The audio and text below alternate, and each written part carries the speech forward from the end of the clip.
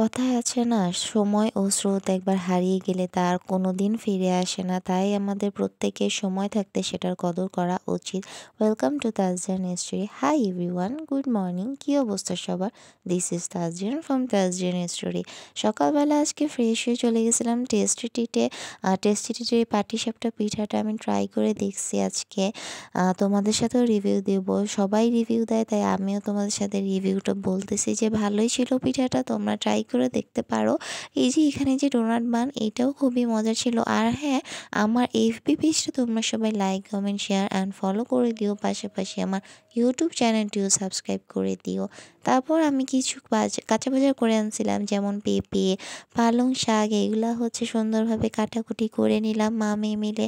এখন চলে আসলাম, এই যে এগুলো কি ভাজতেছে, এগুলো হচ্ছে কুমড়া বড়ি। উত্তরবঙ্গের ওইদিকে আমার যারা ভাইয়াপুরা আছো তারা নিশ্চয়ই জানো যে এই কুমড়া বড়ি কত মজার জিনিস, আর যে কোনো খাবারে দিলেই এটা খুবই ভালো লাগে, স্পেশালি মাছ আর তারপর ভর্তা। তারপর পালং শাক ঘাটের জন্য মা এখানে চিংড়ি মাছ মশলা একসাথে কিছুক্ষণ ভেজে নেওয়ার পরে মরিচ দিছে, তারপর হচ্ছে কিছুটা পরিমাণ পানি দেওয়ার পরে পানি শুকায় আসার পরে হচ্ছে পালং শাকগুলা দিয়ে দিল।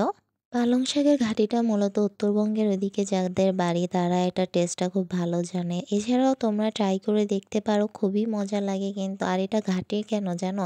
এই যে চালের গুঁড়িটা দিয়ে দিলে না, এটা হচ্ছে আঠালো আঠালো হয়ে যায়, আর শাকটা না আধা ভাঙা আধা ভাঙা হয়, টাইট হয়ে যায়। এই জন্যই এটার নাম পালং শাকের ঘাটি। তোমরা ট্রাই করে দেখতে পারো।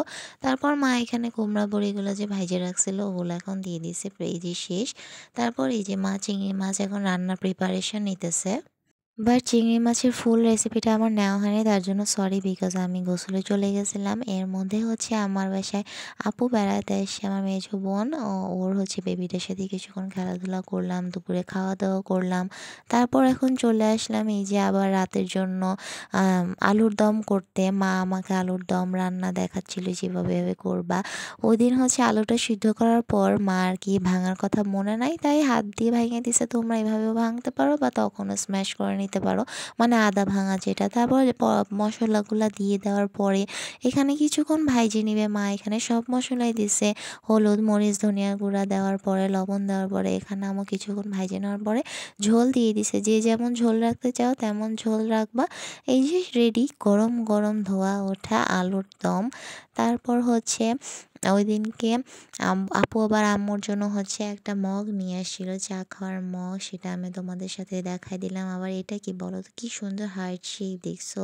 এটা হচ্ছে ড্যানিশ, এটা খুবই মজার জিনিস, আমার তো ফেভারিট। তারপর এটা হচ্ছে খইয়ের একটা কি জানি বলে, আমার নামটা মনে নাই। আপু হচ্ছে খাগড়াছড়িতে গিয়েছিল, ওখান থেকে নিয়ে এসে মেলা হয়েছিল।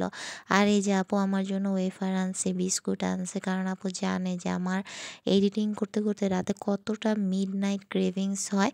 তারপর সন্ধ্যাবেলা হচ্ছে আমাদের যে দারোয়ান চাচা আছে, ওনার বউ আর কি এই তেলের পিঠাটা দিয়ে গেছিলো আমাদের জন্য। ওনারা আসলে অনেক ভালো।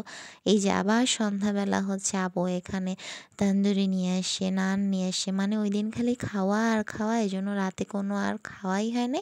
এই যে সিমের বিচি বাজতে বাজতে আজকের মতো এইখানেই দেখা হবে নেক্সট কোনো ভিডিওতে। সো ভালো থেকো, গুড নাইট, আল্লাহ হাফেজ।